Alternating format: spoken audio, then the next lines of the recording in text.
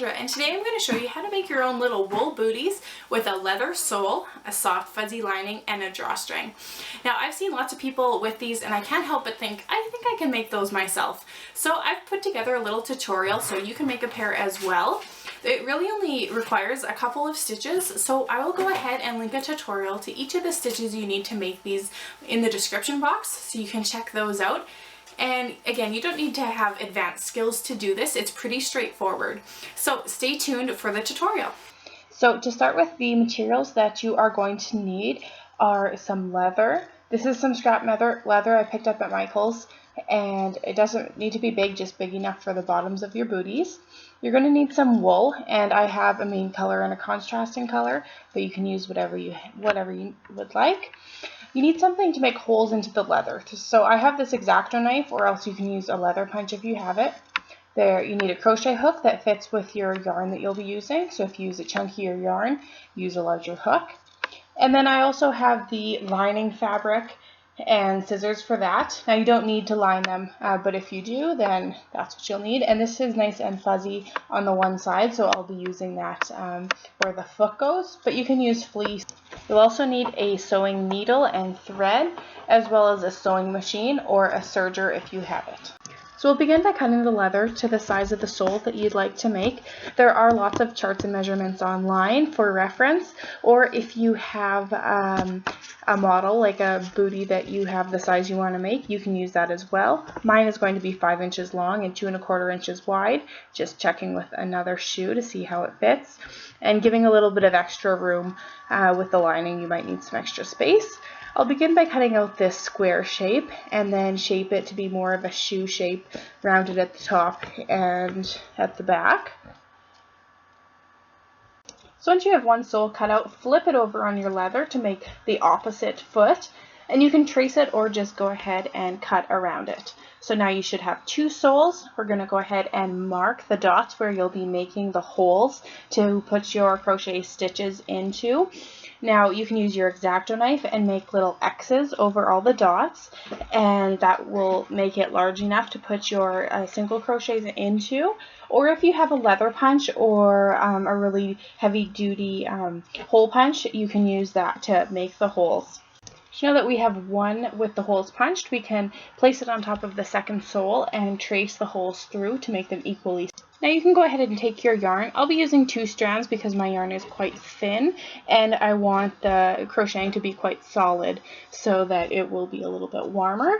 So you'll start with your slip knot, and we'll be putting 2 single crochets in each of those holes that we made around the sole. Now if you have a thicker yarn, you can go ahead and, if you're using a larger hook, just put 1 in each if that makes it thick enough. It just depends on what you will be using. Now this first row is going to be the hardest because the holes that you made can be a little bit tricky to get your hook through, but that's okay because in the end a smaller hole means that it will be warmer, less air will be coming through. So now that we've completed the first round with 2 single crochets in each of the holes that we made, we'll go ahead and join the yarn together. And now we'll repeat this by doing 1 single crochet in each stitch for the next 2 rows. So you will have 3 complete rows on your shoe.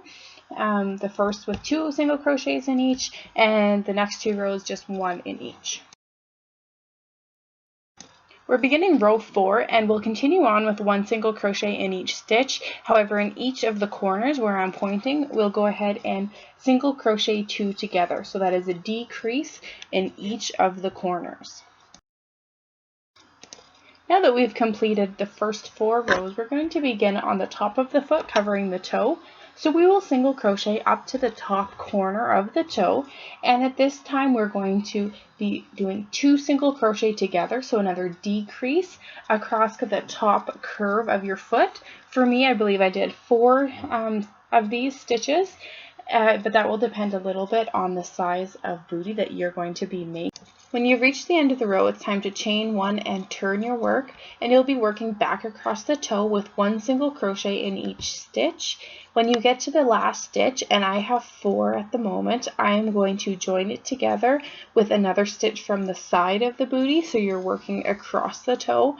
So you're doing a single crochet 2 together, 1 from the toe part and 1 on the end. We'll just keep on repeating this, single crochets in each stitch across and then joining it, single crochet 2 together, 1 from the toe and 1 from the side, until it reaches about halfway along the bootie. Now this will depend a little on the size you're making, but for the baby sizes, that's a pretty good guideline to make it about half, so that there's lots of room to get a baby foot in. Your last row on top of the bootie needs to be facing the right way, so that once you're done going across the toe, you can continue all the way around and you'll be joining it to the heel. So we'll do 1 single crochet in each stitch, and when we get to the part where the toe reaches the heel, we're going to single crochet 2 together to give it a round shape there.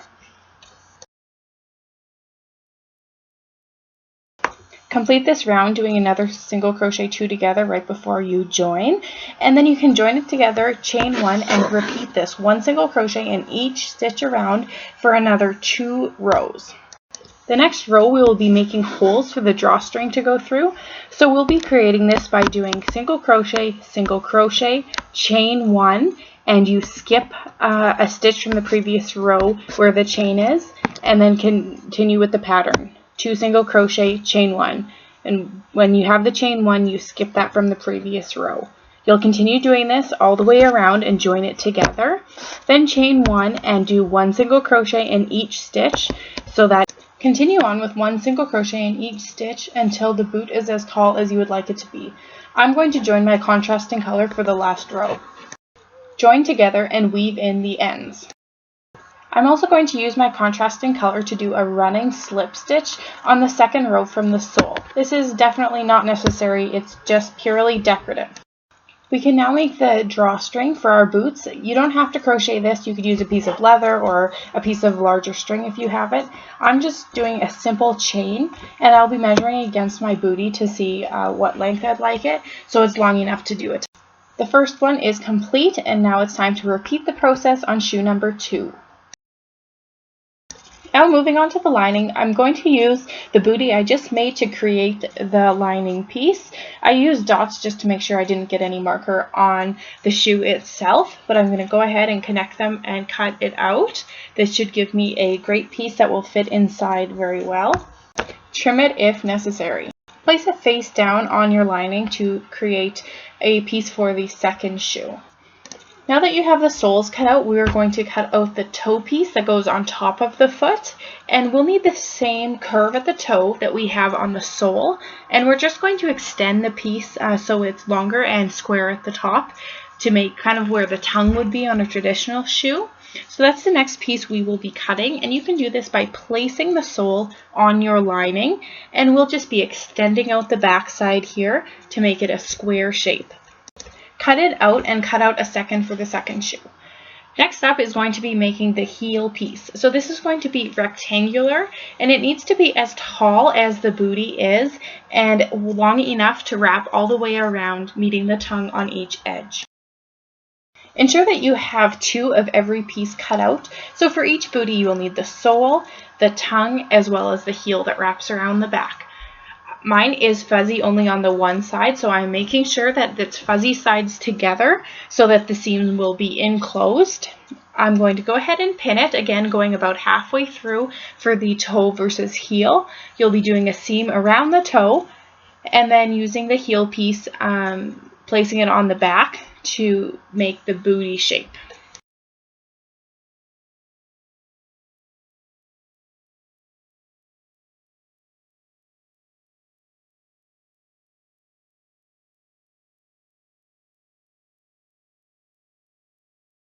If you cut the heel piece too long, go ahead and trim it off so that it fits, and you can pin that last seam together as well.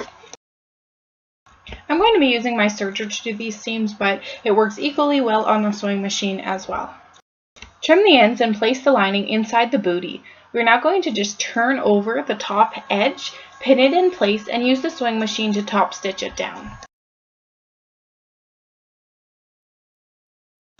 Once it is top stitched, we can use our needle and matching color and do a few tack stitches, and that is just to put a couple stitches in the toe and in the heel to make sure that the lining isn't shifting around.